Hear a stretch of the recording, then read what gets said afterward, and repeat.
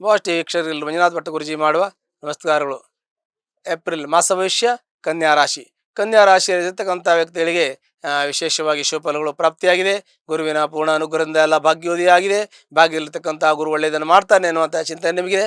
Already ನಿಮ್ಗೆ ಒಳ್ಳೆಯದಾಗಿದೆ. ನೀವು ಇನ್ನೂ ಕೂಡ ಒಳ್ಳೆಯದಾಗುವಂಥ ಯುಗ ಇದೆ. ನಿಮ್ಮ ಮನೆಯಲ್ಲಿ ಶುಭ ಕಾರ್ಯಗಳು ನಡೀತದೆ. ಮನೆಯಲ್ಲಿ ಮದುವೆ ಮದುವೆ ಆಗದೆ ಇರತಕ್ಕಂಥವ್ರು ಯಾರು ಇದ್ದರೆ ವಿವಾಹ ಆಗುವಂಥ ಯೋಗ, ಉಪನಯನ ಮಾಡುವಂಥ ಯೋಗ, ನಾಮಕರಣ ಮಾಡುವಂಥದ್ದು, ಗೃಹಪ್ರವೇಶ ಮಾಡುವಂಥ ಶುಭ ಯೋಗಗಳು ನಿಮ್ಮ ಮನೆಯಲ್ಲಿ ಪ್ರಾಪ್ತಿ ಆಗುತ್ತೆ.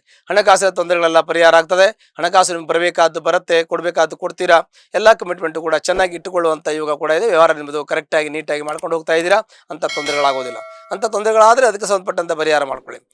ಮತ್ತು ಆರ್ಥಿಕ ಸ್ಥಿತಿ ಸರಿ ಹೋದ್ಮೇಲೆ ನಿಮಗೆ ಸಾಮಾನ್ಯ ಎಲ್ಲ ಸ್ಥಿತಿ ಸರಿ ಹೋದಾಗೆ. ಹಾಗಾಗಿ ನಿಮ್ಮ ಅಣ್ಣ ತಮ್ಮಂದರೆ ಸ್ವಲ್ಪ ಅಸಮಾಧಾನ, ಅತೃಪ್ತಿ, ನೆಮ್ಮದಿ ಕಳ್ಕೊಳ್ಳುವಂಥದ್ದು ಇರ್ಬೋದು. ಆದರೂ ಕೂಡ ಅದು ತೊಂದರೆ ಇಲ್ಲ.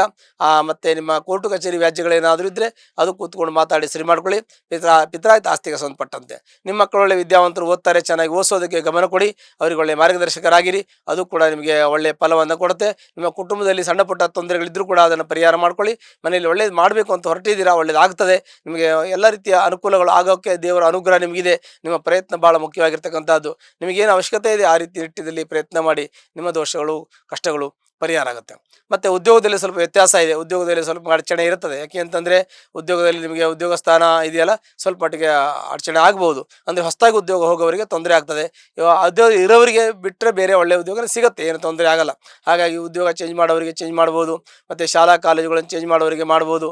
ಮತ್ತು ಅಧ್ಯಾಪಕರಿಗೆ ವಿದ್ಯಾರ್ಥಿಗಳು ಕೂಡ ಬದಲಾವಣೆ ಸಮಯ ಇದೆ. ಅವರು ಕೂಡ ಒಳ್ಳೆಯ ಒಂದು ಹುದ್ದೆಯಲ್ಲಿ ಇರ್ತಾರೆ. ಓದಿರೋರು ಒಳ್ಳೆಯ ಹುದ್ದೆಗೆ ಹೋಗ್ತಾರೆ, ಓದುವವರು ಇನ್ನೂ ಚೆನ್ನಾಗಿ ಓದಿಕೊಂಡು ಮುಂದೆ ಹೋಗ್ತಾರೆ. ಹೀಗೆ ಅದು ಕೂಡ ಚೆನ್ನಾಗಿರುತ್ತೆ. ದಾಂಪತ್ಯದ ಸ್ವಲ್ಪ ಕಲಹ ಮನಸ್ತಾಪ ಇನ್ನು ಮುಂದೆ ಬರುವಂಥ ಯುಗ ಇದೆ. ಅದಕ್ಕೆ ಸ್ವಲ್ಪ ತಾಳ್ಮೆಯಿಂದ ಇರಬೇಕು. ಒಂದು ವೇಳೆ ಇದ್ದರೆ ನಮ್ಮ ಜಾತಕವನ್ನು ಪರಿಶೀಲನೆ ಮಾಡ್ಕೊಳ್ಳಿ. ಸಂತಾನ ಆಗದಿರ್ತಕ್ಕಂಥ ವ್ಯಕ್ತಿಗಳು ಯಾರಾದರೆ ಸಂತಾನ ಆಗುವಂಥ ಯೋಗವು ಕೂಡ ಇರುತ್ತೆ. ಜೊತೆ ಕೆಲವೊಂದಷ್ಟು ವಾಹನ ಅಪಘಾತಾದಿ ಭಯಗಳು ಸಣ್ಣ ಪುಟ್ಟದಿರುತ್ತೆ. ಭಾಳ ಜಾಗ್ರತೆ ವಹಿಸ್ಕೋಬೇಕಾಗುತ್ತೆ. ಹಣಕಾಸಿನ ವಿಚಾರದಲ್ಲಿ ಜಾಗ್ರತೆ ವಹಿಸ್ಕೋಬೇಕು.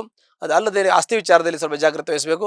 ಯಾವುದೇ ವ್ಯವಹಾರವನ್ನು ಕೊಡುವಾಗ ಕಾನೂನುಬದ್ಧವಾಗಿ ಪ್ರತಿಯೊಂದನ್ನು ಮಾಡ್ಕೊಂಡು ಹೋದರೆ ನಿಮಗೆ ತೊಂದರೆಗಳು ಎಷ್ಟೋ ದೊಡ್ಡದಾಗಿ ಬರೋದು, ಸಣ್ಣದಾಗಿ ಬರುತ್ತೆ. ಹಾಗಾಗಿ ಗುರುವಿನ ಅನುಗ್ರಹ ಇದೆ ಮಾತ್ರ ಎಲ್ಲ ಒಳ್ಳೆಯದಾಗುತ್ತೆ ಅಂತೇನಲ್ಲ. ಒಳ್ಳೆಯದಾಗೋದಕ್ಕೆ ನಾವು ಪ್ರಯತ್ನ ಪಟ್ಟಾಗ ನಮಗೆ ಅನುಕೂಲ ಆಗುತ್ತೆ. ದೈವಾನುಗ್ರಹ ನಮಗಿದ್ದಾಗ ನಮ್ಮ ಪ್ರಯತ್ನ, ಪುರುಷ ಪ್ರಯತ್ನ ಅಂತ ನಾವು ಏನು ಮಾಡ್ತೀವಿ, ನಮ್ಮ ಪ್ರಯತ್ನ ನಾವು ಮಾಡ್ತೀವಿ, ಅದಕ್ಕೆ ದೈವಾನುಗ್ರಹ ಇದ್ದಾಗದು ನಮಗೆ ಕೈಗೂಡಿ ಬರುತ್ತೆ ಎನ್ನುವಂಥ ಚಿಂತನೆಯನ್ನು ನಮ್ಮ ಮನಸ್ಸಲ್ಲಿ ಇಟ್ಕೋಬೇಕಾಗಿದೆ. ಮತ್ತು ಈಗ ಆ ರಾಶಿಯಲ್ಲಿ ಕೇತು ಇರೋದ್ರಿಂದ ಇನ್ನೊಂದು ವಿಶೇಷ ಏನಂತಂದರೆ, ನಿಮ್ಮ ಜಾತಕದಲ್ಲಿ ಚೆನ್ನಾಗಿದ್ದರೆ ಅದು ಒಂದು ರೀತಿಯಲ್ಲಿ ಬೇರೆ ರೀತಿಯ ಫಲವನ್ನು ಕೊಡುತ್ತೆ.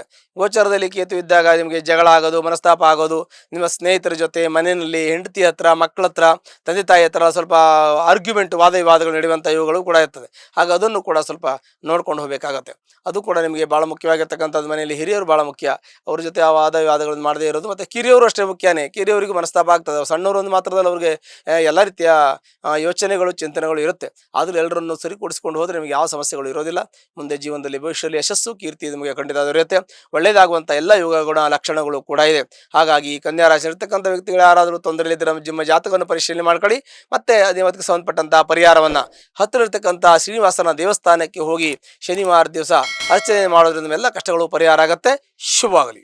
ಲೇಟೆಸ್ಟ್ ಹಾಗೂ ಇಂಟ್ರೆಸ್ಟಿಂಗ್ ಸುದ್ದಿಗಳಿಗಾಗಿ ಬಾಸ್ ಟಿವಿ ಕನ್ನಡ ಚಾನೆಲ್ನ ಸಬ್ಸ್ಕ್ರೈಬ್ ಮಾಡಿ. ಹಾಗೆಯೇ ಬೆಲ್ ಐಕಾನ್ ಪ್ರೆಸ್ ಮಾಡಿ. ಇದರ ಜೊತೆಗೆ ಫೇಸ್ಬುಕ್, ಇನ್ಸ್ಟಾಗ್ರಾಮ್, ಎಕ್ಸ್ನಲ್ಲೂ ಮಿಸ್ ಮಾಡದೆ ಫಾಲೋ ಮಾಡಿ.